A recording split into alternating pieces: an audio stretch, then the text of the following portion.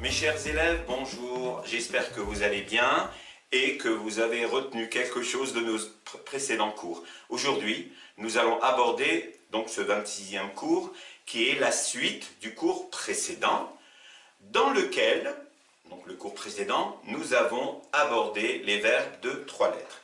Et nous avons dit que dans le lot des verbes de 3 lettres, la majorité des verbes de 3 lettres étaient composés de 3 lettres justement avec 3 fatha.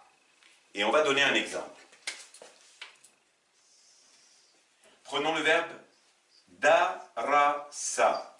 Vous savez que si vous mettez juste, si vous vous contentez de mettre une fatha à la première lettre, vous aurez un nom. Si je mets une fatha ici, ça nous donne dars, un cours.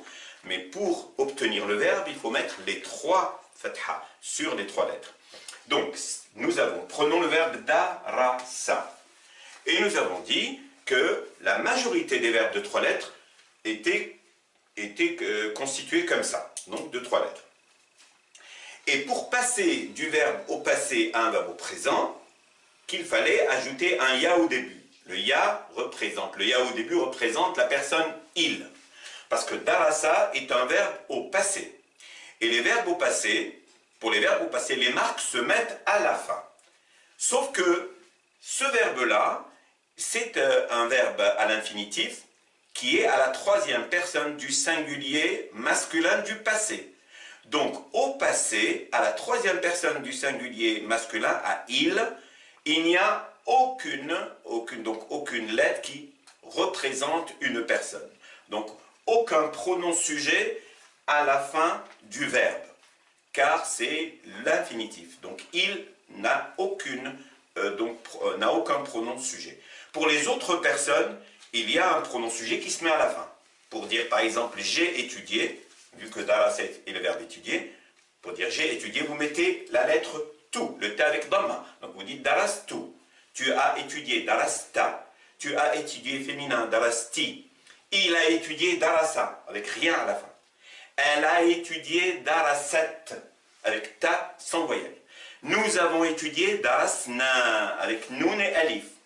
Vous avez étudié darastum, ta, dhamma et mim, et ils ont étudié darasu, avec un waw qui se prononce ou, suivi d'un alif qui ne se prononce pas, mais ça c'est très rare d'avoir des lettres qui ne se prononcent pas en arabe, voici un cas particulier. Donc ça c'est la conjugaison du passé. Et là nous avons le passé à la 3e personne du singulier masculin, donc à la personne il. Et pourquoi nous le mentionnons à chaque fois? C'est parce qu'il représente l'infinitif arabe. Donc quand je vous donne un verbe à l'infinitif, il est conjugué à la 3e personne du singulier masculin au passé. C'est notre infinitif. Donc pour le mettre à l'infinitif du présent, c'est toujours il, mais au présent, les lettres sont au début. Et donc, vous avez le même verbe précédé du ya, auquel on attache ya au début, avec le préfixe ya. Ya représente il.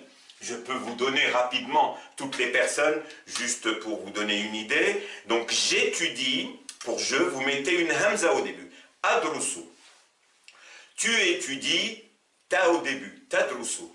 Tu étudies féminin, ta au début, et ina, ya et nun à la fin. Tadrusina. Il étudie, yadrusu. C'est notre infinitif. Vous voyez, on va l'écrire. Yadrusu. Elle étudie, tadrusu. Alors remarquez qu'en arabe, tu masculin et elle s'écrivent exactement de la même manière. C'est le contexte qui distingue. Donc quand vous dites tadrusu, ça peut vouloir dire selon les contextes, elle étudie ou tu étudies masculin. Bon, c'est quelque chose de particulier en arabe. Nous étudions nadrusu. Donc nun au début. Il n'y a aucune marque à la fin. Mais vous étudiez ta au début, comme si c'était tu. Et comme c'est au pluriel, on ajoute la marque du pluriel, le waw et le nun, donc tadrusuna. Et pour ils étudient au pluriel, on prend il étudie au singulier et on ajoute la marque du pluriel, donc yadrusuna. Voici les deux manières de conjuguer donc le passé et le présent. Donc là, nous allons faire passer le verbe du passé au présent. Donc le transformer au présent. Donc j'écris le ya qui veut dire il, et c'est notre infinitif, on ne peut pas le changer comme ça se passe comme ça en arabe.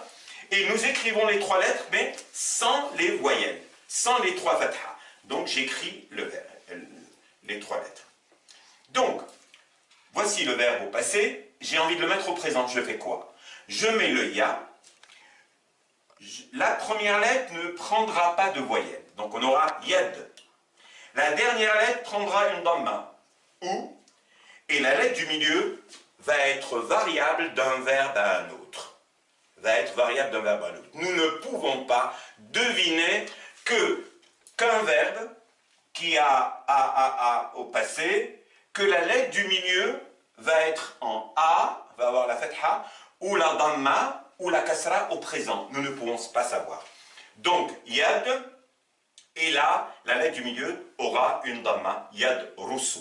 Si on prend un autre exemple, le verbe partir, dhahaba, par exemple, dhahaba, bien sûr, c'est au passé, c'est a, dhahaba. On le met au présent, comme on vient de le faire, on prend le ya, ça se passe toujours de la même manière, on prend le ya, on écrit les trois lettres sans les voyelles, et là on va faire la même chose. Donc la première lettre qui est le va perdre sa voyelle, du coup on va dire yav. La dernière lettre, vu que c'est un verbe au présent, il va prendre la dhamma à la fin, ou. Et là, on ne pouvait pas deviner, mais là, on le sait maintenant pour ceux qui connaissent le verbe, que ici, la fatha de la lettre du milieu, donc du ha, va rester une fatha. Donc, on aura yadhhab. Prenons un troisième exemple, un cas encore une fois différent. Prenons le verbe descendre, nazala, nazala. Donc, on va le mettre au présent et on fait la même chose. On met le ya pour il, c'est notre infinitif, et on écrit les trois lettres. Et comme nous venons de voir, la première voyelle, la première lettre perd sa première voyelle, donc on aura yan, pas yana, mais yan. La dernière prendra un ou parce que c'est un verbe au présent, et là, je sais que vous ne pouvez pas deviner, le zei dans ce verbe, la lettre du milieu, prendra un i, yanzilu. Donc quand vous avez un verbe de trois lettres, vous savez comment le transformer au présent. Juste une inconnue, c'est la lettre du milieu. Vous ne savez pas si au présent, la lettre du milieu, elle portera une fatha, une dhamma, une kasra.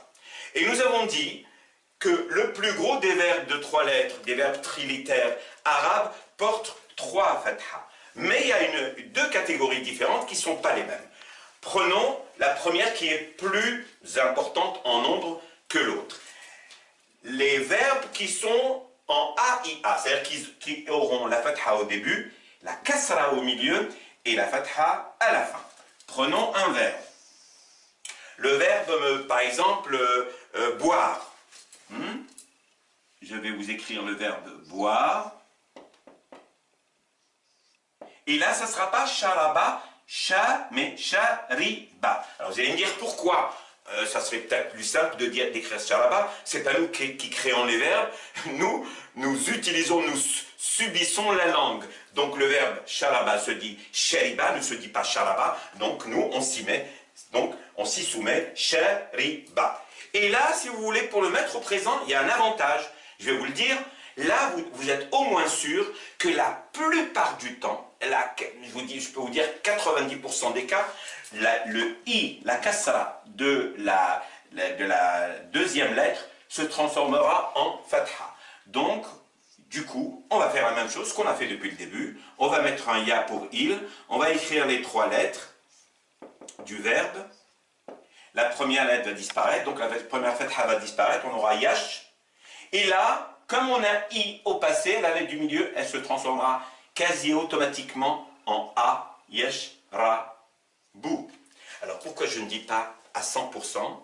C'est parce que il y a des cas où le i reste i.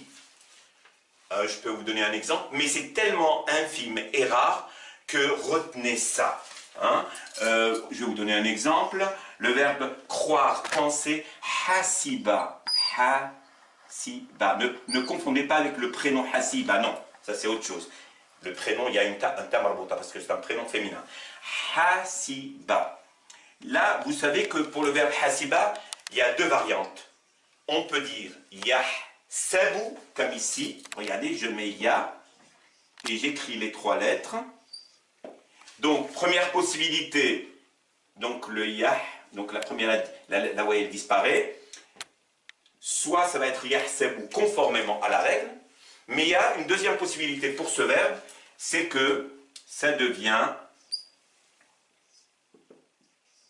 je vais écrire les trois lettres, j'ai mis le ya, les trois lettres, et ça peut être yahsibu, donc le i restera i. Voilà pour la deuxième catégorie. On passe enfin aux verbes qui ont fatha, damma, fatha, a ou a. Donc, on va prendre le verbe grandir, kabura. Et là, je crois que c'est le type de verbe le plus facile, car la damma qui est au milieu restera damma. Donc, kabura, ça nous donnera, on met le ya pour il, yakburu. Donc celui-là, il est officiel, il est toujours le même, il est toujours là pour le présent. Mais là, effectivement, s'il y a une damma à la lettre médiane du milieu au passé, elle sera également ici au présent.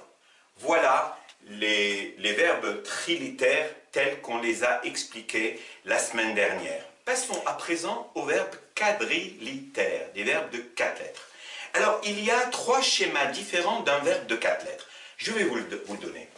Alors, c'est soit un verbe de 3 lettres avec un alif en deuxième position, comme le verbe sa'ada, qui veut dire aider, soit un verbe de 3 lettres avec la shadda au milieu, comme le verbe allama, enseigner, soit une hamza au début des verbes de 3 lettres, comme a'lana, qui veut dire informer. Donc, vous avez 3, veut dire annoncer ou informer. Donc, nous avons 3 types de verbes. Les 3 sont des verbes de 4 lettres. Il n'y a pas d'autre manière de construire un verbe de 3 lettres. Soit on prend un verbe de 4 lettres, pardon. Soit on prend un verbe de 3 lettres et on lui ajoute un alif en deuxième position. Soit on lui ajoute une shadda sur la deuxième lettre. Soit on lui ajoute une hamza au début. Il n'y a pas d'autre manière de construire un verbe de 4 lettres. Et les verbes de 4 lettres ont quelque chose de particulier que vous ne trouvez pas dans les autres types de verbes. Ni les verbes de 3 lettres, ni les verbes de 5 lettres, ni les verbes de 6 lettres. Les verbes de 4 lettres sont les seuls verbes qui, au présent, donc en ajoutant le ya, auront une damma sur le ya. Tous les verbes en général, à part les verbes de 4 lettres, commencent par un ya avec fatha. Ce sont les seuls qui auront une damma sur le ya et, écoutez bien, et une kasra à l'avant-dernière lettre. C'est ça la particularité des verbes de 4 lettres. Donc, du coup, en suivant ce que je viens de vous dire, mettons un ya au présent, au passé du verbe sa'ada pour le mettre au présent. On aura quoi? Un ya, comme c'est un verbe de 4 lettres, ça sera forcément you. Et on écrit les autres lettres normalement. Regardez. La dernière lettre prendra un ou et l'avant-dernière lettre, je viens de vous dire, aura un i. Donc, il n'y a que les verbes de 4 lettres qui ont ce schéma. Et ça fonctionnera toujours de la même manière. Je vous invite donc à le faire pour le verbe allama. On y va. Donc, j'écris le ya et j'écris allama. Allez-y, faites-le. Première lettre, le ya, est-ce que ça sera ya? Non, ça sera you. La deuxième lettre, comme c'est un verbe de 4 lettres, elle portera un a. L'avant-dernière lettre, je vous ai dit, elle portera toujours un i. Et la dernière lettre, toujours un ou. Donc, allama, enseigner, aura yu'allimu. Et la troisième catégorie, et la dernière, des verbes de 4 lettres, vous avez un verbe de 3 lettres avec une hamza au début. Dans ce cas, c'est la même procédure qui va s'appliquer, sauf que dans les verbes de ce type, la hamza disparaît au présent. Je n'y peux rien, la hamza disparaît. Donc, vous allez faire la même chose. Donc, vous allez prendre le ya. Vu que la hamza disparaît, donc on va écrire les lettres qui restent. Et comme je viens de vous le dire, damma sur la première lettre, kasra sous l'avant-dernière lettre et bien sûr damma sur la dernière lettre. A'lana yu'linu. Voici comment fonctionnent les verbes de 4 lettres. Et ce sont les seuls qui ne prennent pas une fatha sur le ya du présent, mais qui prennent une damma. Et en plus, n'oubliez jamais, damma à la première lettre du présent et kasra à l'avant-dernière lettre, sachant que la dernière lettre a toujours une damma. Je vous remercie de votre aimable attention. J'espère que ce cours aura été très utile pour vous. Je vous souhaite une excellente fin de journée. À très bientôt. J'avais le verbe kataba. J'ai créé un verbe de 5 lettres. Quand vous ajoutez à partir d'un verbe de 3 lettres le préfixe in, ça veut dire que l'action se fait toute seule. Istajmala. Trouver quelque chose